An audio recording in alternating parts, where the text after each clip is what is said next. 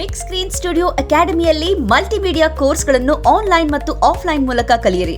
100% ಉದ್ಯೋಗ ಮತ್ತು ಪ್ರಮಾಣ ಪತ್ರ ಪ್ರವೇಶ ಪ್ರಾರಂಭವಾಗಿದೆ. ಈಗಲೇ ಕರೆ ಮಾಡಿ.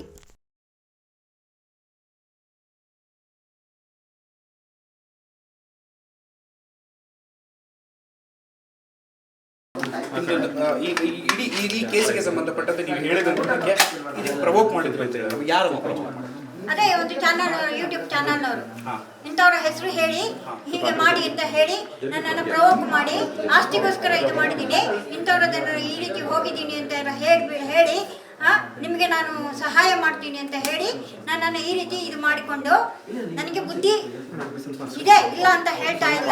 ದಯವಿಟ್ಟು ನಾನು SITಯಲ್ಲಿ ಏನು ಹೇಳಬೇಕು ಅದನ್ನು ನಾನು ಪ್ರೂವ್ ಮಾಡ್ತೀನಿ. ಇಡೀ ಕೇಸಿಗೆ ಸಂಬಂಧಪಟ್ಟಾಗ ಅನನ್ಯ ಭಟ್ ಅನ್ನೋ ಒಂದು ಕ್ಯಾರೆಕ್ಟರ್ ಇದ್ದಾಳೆ, ಇಲ್ಲ ಅಂತ ನಾನು ಹೇಳಲ್ಲ. ಅನನ್ಯ ಭಟ್ಟು ಇದ್ದಾಳೆ, ನನ್ನ ಮಗಳೇ, ಆಯ್ತಾ? ಅವ್ರು ಇಲ್ಲ ಅಂತ ಹೇಳಿಸಿ ನನ್ನನ್ನು ಈ ರೀತಿ ಪ್ರವೋಕ್ ಮಾಡಿದ್ದಾರೆ. ದಯವಿಟ್ಟು ಇಲ್ಲಿಗೆ ಸ್ಟಾಪ್ ಮಾಡಿ, ಆಯ್ತಲ್ಲ? ನಾನು SITಯಲ್ಲಿ ಹೋಗಿ SIT ತನಿಖೆಗೆ ಹೋಗ್ತಾ ಇದ್ದೀನಿ. ದಯವಿಟ್ಟು ಯಾವಾಗ ಹೋಗ್ತೀನಿ ಅಲ್ಲಿಗೆ ನಾನು ನಿಮ್ಗೆ ಕಾಲ್ ಮಾಡ್ತೀನಿ. ಅಲ್ಲಿ ಏನ್ ನಡೀತಾ ಇದೆ ಅದನ್ನು ನನಗೆ ಸೂಕ್ತವಾಗಿ ನಾನು ನಿಮ್ಗೆ ತಿಳಿಸ್ತೀನಿ. ಆದ್ರೆ ಈ SIT ನಡೆಸಿರುವಂತ ಇನ್ವೆಸ್ಟಿಗೇಷನ್ಗೂ ಧರ್ಮಸ್ಥಳ ಪ್ರಕರಣಕ್ಕೂ ಅನಿತಾ ಭಟ್ಗೂ ಇಲ್ಲ, ಅನನ್ಯ ಭಟ್ಗೂ ಅದಕ್ಕೂ ಸಂಬಂಧ ಇಲ್ಲ ಅಂತ. ಅನನ್ಯ ಭಟ್ಗೂ ಈ ಧರ್ಮಸ್ಥಳ ಪ್ರಕರಣಕ್ಕೂ ಸಂಬಂಧ ಇಲ್ಲ ಅಂತ ನೇರವಾಗಿ ಹೇಳ್ತಾರೆ. ಹೌದು. ಈ ಅನನ್ಯ ಭಟ್ಟನ ಈ ಕೇಸಲ್ಲಿ ತರೋದಕ್ಕೆ ಈ ರೀತಿಯಲ್ಲಿ ನಿಮ್ಗೆ ಹೇಳ್ಕೊಡೋದಕ್ಕೆ ಹೇಳಿದಂತ ವ್ಯಕ್ತಿ ಯಾವುದು? ಈ ಅನನ್ಯ ಭಟ್ಟನ ಧರ್ಮಸ್ಥಳ ಕೇಸಿಗೆ ಸಂಬಂಧಪಟ್ಟಾಗೆ ಮಾತಾಡಿ ಅವರ ಅಸ್ಥಿಯನ್ನು ಹುಡ್ಕೊಡಿ ಅಂತ ಹೇಳಿದ್ರಲ್ಲ, ಯಾರು ಹೇಳ್ಕೊಟ್ಟಿದ್ರು? ಅದು ನಾನೇ ಸ್ವತಃ ನಾನು ಹೋಗಿರೋದು. ಇದನ್ನ ಇವತ್ತಿಗೆ ಪ್ರವೋಕ್ ಮಾಡಿ ನನ್ನನ್ನು ಈ ರೀತಿ ರೌಡಿಸಮ್ ಮಾಡಿ ಕಾರ್ ಒಳಗಡೆ ಕೂರಿಸಿಟ್ಟು ನನ್ನನ್ನು ಇದು ಮಾಡಿರೋದು. ಹೊರಗಡೆ ಬರ್ಲಿಕ್ಕೆ ಬಿಡ್ಲಿಲ್ಲ. ಏನಂತ ಹೇಳಿದ್ರು? ಒಬ್ರು ಲಾಯರ್ ಕರ್ಕೊಂಡು ಹೋಗಿರೋದು ನನ್ನನ್ನ.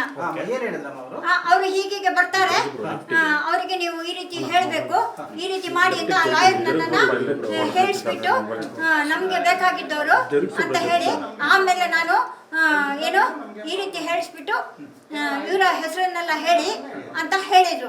ಗಿರೀಶ್ ಮಠಣ್ಣವರ ಹೆಸರನ್ನು ಹೇಳೋದಕ್ಕೆ ಹೌದು ಹೇಳಿದ್ರು. ಗಿರೀಶ್ ಮಠಣ್ಣ, ಮಹೇಶ್ ಶೆಟ್ಟಿ ತಿಮಾರೋಡಿ, ಆಮೇಲೆ ಇನ್ಯಾರದೋ ಒಂದೆರಡು ಜನರದ್ದು ಹೆಸರು ಹೇಳಿ ಅಂತ ಹೇಳಿದ್ರು. ನಾನು ಅದಕ್ಕೆ ನಾನು ಏನಕ್ಕೆ ಹೇಳಬೇಕು ಅಂತ ನಾನು ಕೇಳಿದೆ ಅವ್ರ ಹತ್ರ ಮಾತಾಡುವಾಗ. ಇಲ್ಲ, ನೀವು ಹೀಗೆ ಹೇಳಿದ್ರೆ ನಾನು ನಿಮ್ಮನ್ನು ಬಚಾವ್ ಮಾಡ್ತೀನಿ ಅಂತ ಹೇಳಿದ್ರು. ಅಂದ್ರೆ ಈಗ ಮಹೇಶ್ ಶೆಟ್ಟಿ ಅವರೆಲ್ಲ ನಿಮಗೆ ಈ ತರ ಹೇಳ್ಕೊಟ್ಟಿಲ್ಲ? ಯಾರು ಹೇಳಿಕೊಡ್ಲಿಲ್ಲ. ಇದು ಸತ್ಯಕ್ಕೆ ದೂರ. ನನ್ನ ಅನನ್ಯ ಭಟ್ಟು ನನ್ನ ಮಗಳೇ, ಆಯ್ತಲ್ಲ? ಅದನ್ನು ಎಲ್ಲಿ ನಾನು ಪ್ರೂವ್ ಮಾಡಬೇಕು ನಾನು ಅಲ್ಲಿ ಮಾಡ್ತೀನಿ. ದಯವಿಟ್ಟು SITಗೆ ಹೋಗೋ ತನಕನು ನೀವು ಯಾರು ನನಗೆ ತೊಂದರೆ ಕೊಡಬೇಡಿ. ಅದು ಬೇರೆ ವಿಚಾರ. ನಾನು ಆಸ್ತಿಯನ್ನು ಇದಕ್ಕೆ ಯಾವುದಕ್ಕೂ ತರಬೇಡಿ. ಅವ್ರು ಯಾರೋ ಹೌದು ಆಸ್ತಿಯ ವಿವಾದ ಇದೆ ಅಂತ ಹೇಳಿದ್ರೆ ಅದು ಹೌದು. ಹಾಗಂತ ನಾನು ಆಸ್ತಿಗೋಸ್ಕರ ನಾನು ಇದು ಮಾಡಿಲ್ಲ. ಯಾರಪ್ಪ ಅಡ್ವೊಕೇಟ್ ಹೆಸರು ಹೇಳ್ಬೋದಮ್ಮ ನಿಮ್ಗೆ? ಆ ರೀತಿ ಮಾಡಿ ಇವ್ರ ಹೆಸರುಗಳನ್ನ ಹೇಳಿ ಅಂತ ಹೇಳ್ಕೊಟ್ರಲ್ಲ ಅಡ್ವೊಕೇಟ್, ನಾನು ಅದನ್ನ ಇವಾಗ ಹೇಳಲ್ಲ. ಫೋನ್ ಮಾಡಿ ಹೇಳಿದ್ರೆ ಅಥವಾ ನೇರವಾಗಿ ಸಂಪರ್ಕ ಮಾಡಿದ್ರು? ಅವ್ರು ನೇರವಾಗಿ ನನ್ನನ್ನು ಸಂಪರ್ಕ ಮಾಡಿ ಅವ್ರು ನನ್ನ ಹೆಸರು ಹೇಳಿಲ್ಲ.